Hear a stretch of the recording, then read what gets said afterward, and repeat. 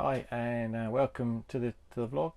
In this one we're going to be leaving Nottingham and heading downstream on the Trent through the town of Newark and on to Torksey.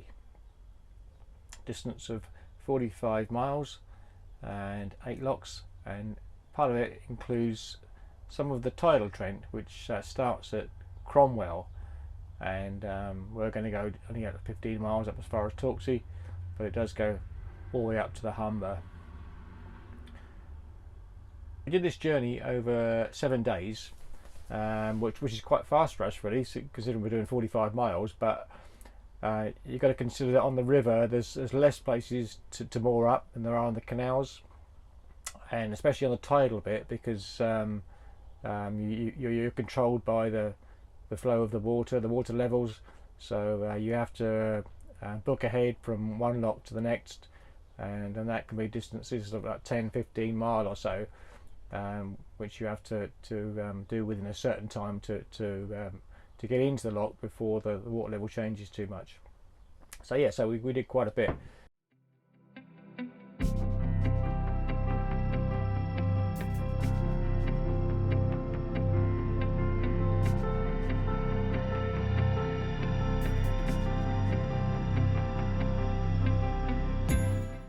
So we started off from the middle of Nottingham. We were more near Trent Bridge, so we just turned, or winded as the nautical term is, by Wilford Bridge, and then we came back underneath the very ornate Trent Bridge, and just to our right is the home of international cricket, Trent Bridge.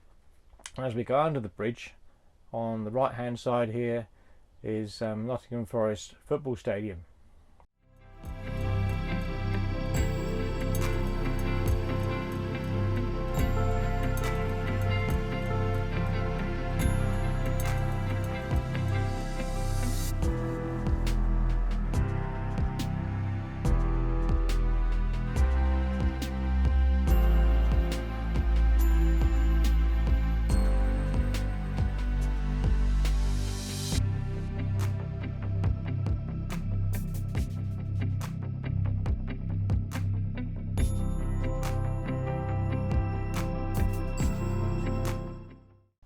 So 4 miles out from Nottingham we come across Holme Lock.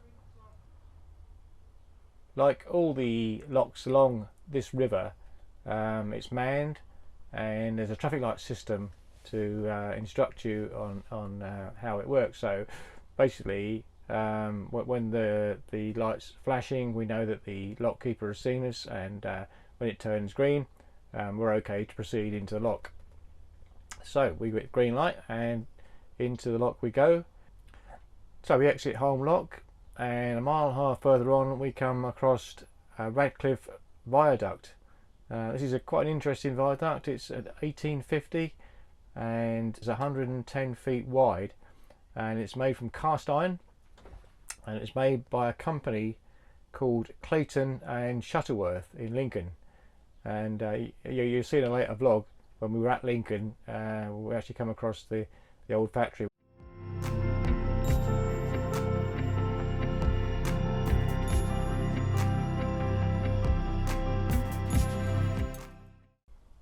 So next up is Stoke Lock, and then from there we go on underneath Gunthorpe Road Bridge, and we moor on the visitors' pontoons here for the night.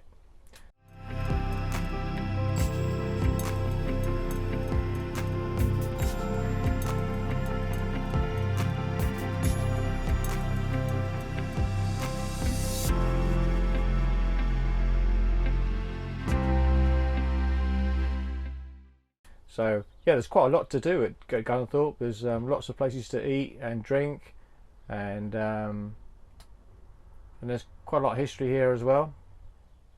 So as you can see from this photograph, at one time there was an old bridge here, an old toll bridge, an iron one. That's now gone. That's now where the restaurant is. And on the top right of this picture we have an old steam tug, which they used to tow up to 3 what they call dumb barges, which never had engines obviously at the time, but these were eventually replaced when diesel engines were put into all the barges.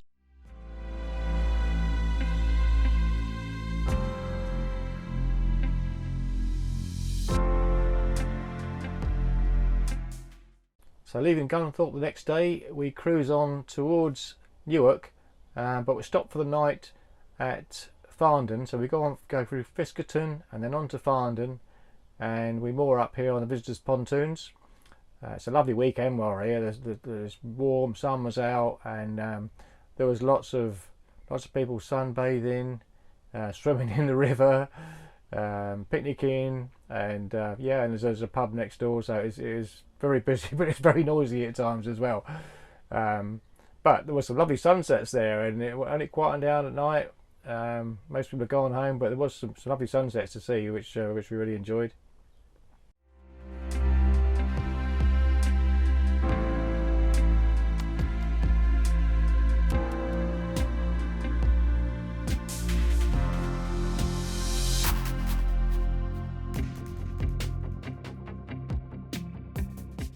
So we left Farndon and then went on past the power station and twisted and turned around quite a bit on the river before we got actually into Newark itself.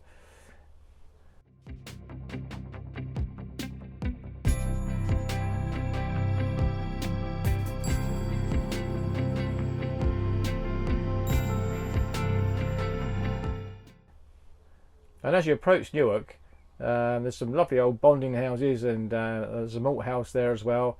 And on the left hand side there's a wharf with a dry dock, and we go underneath a bridge, and then there is some visitors' moorings just on the left here, and on the right is the castle.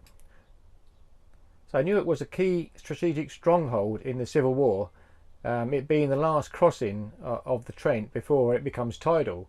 Hence the reason for the castle, I presume, which is now ruined.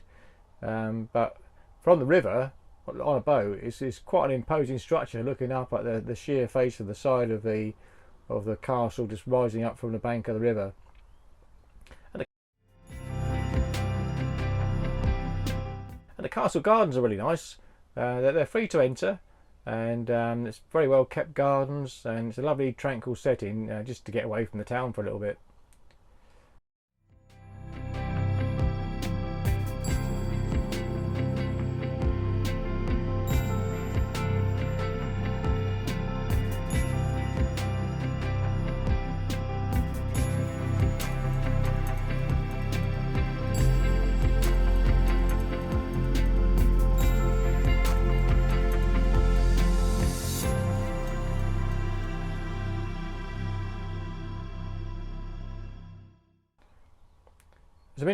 There's some interesting buildings in the town, including the old brewery. There's Palace Theatre. There's the Nicholson's old agricultural company factory, and yeah, the maltings and warehouses I mentioned earlier. So we stayed here for a few nights before heading on downstream to the start of the Tidal Trent at Cromwell Lock.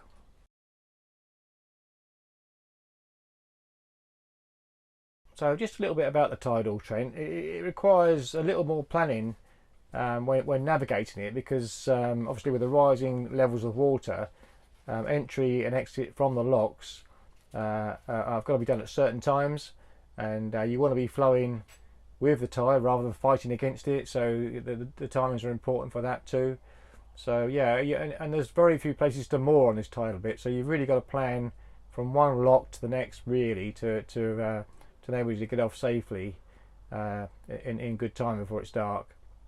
So yeah, so we'd spoke to the lockkeeper at Cromwell, and he gave us the timings to come out, and he phoned ahead to Torksey Lock, so they knew what time we should be arriving at Torksey. And it was quite an eventful, really. We came out of Cromwell Lock. It's the weir here just on the right hand side. This was the site of a tragic accident in 1975 when 10 volunteers from the Royal Engineers were on a training exercise, and they lost their lives here, and there's this monument to it which is beside Cromwell Lock.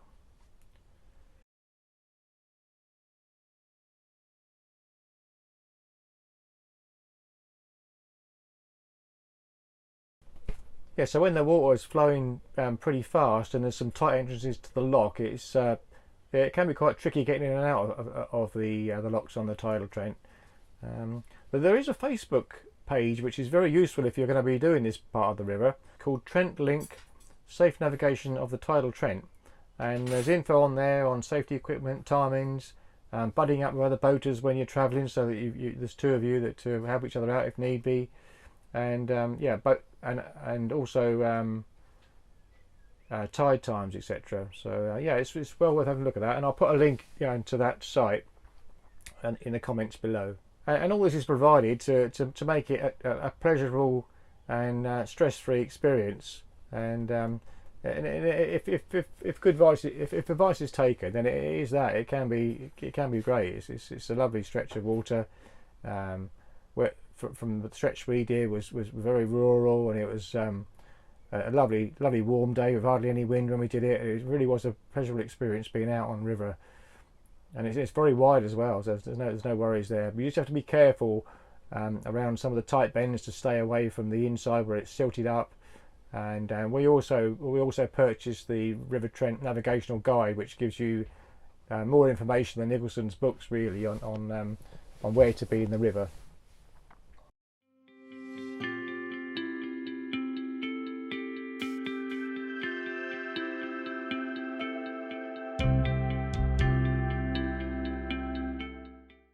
Sheep are having a beach day, a little bit of sunbathing. Hopefully they got factor 50 on. Some have already got a tan. Some have.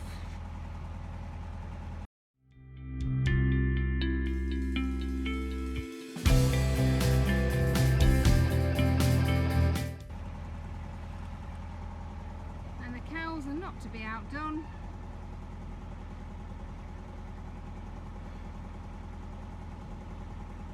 Some of them are very well tanned. I reckon not going to home now and have it for dinner. Well, go on then. Look how shallow it is there though.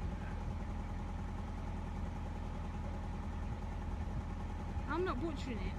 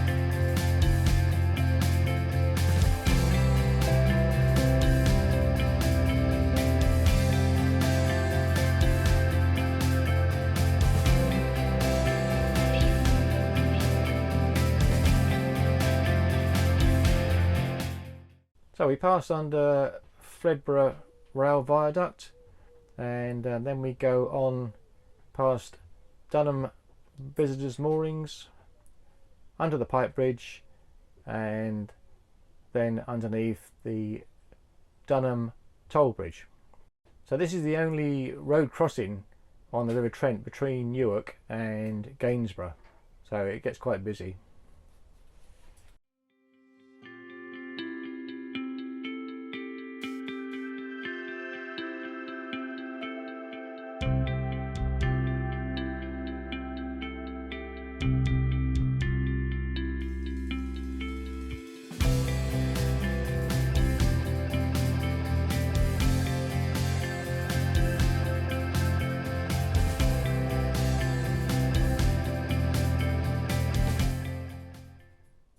On the left bank is the village of Church Lanham, and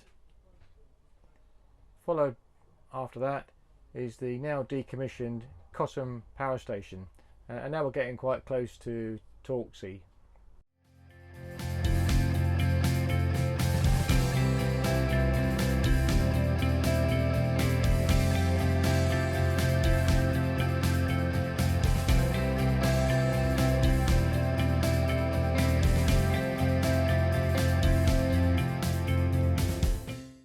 you can see from this aerial image that it's not too difficult to get into Torksey. There's a long approach which is quite wide. It funnels in from the river before you get to the lock. So there's once you get out of the flow of the river, there's enough time for you to slow right down. And we came in, and it was quite uneventful. And we just moored right here on the lock pontoon. We were a little bit early for the lock to open because it only opens at certain times before high tide and certain time after. So yeah, and that's where we stopped. So that ends this vlog. We went on from Torksey down to Lincoln and back. Well, we had quite a lot of experiences on the Trent, but I'll try to make it as concise as possible in the next video, because if you haven't already seen it, we had a bit of a problem on the Trent with our engine seizing on us. So we spent quite a bit of time actually at Torksey and then up and down to Lincoln over the course of a few months. We're waiting for a repair to be done. So but I'm just going to put all that into one vlog, which will be the next one, and that'll be yeah, from Torksey down to Lincoln and back, and yes, footage of Lincoln city centre. So thank you very much for watching, and see you again. Bye.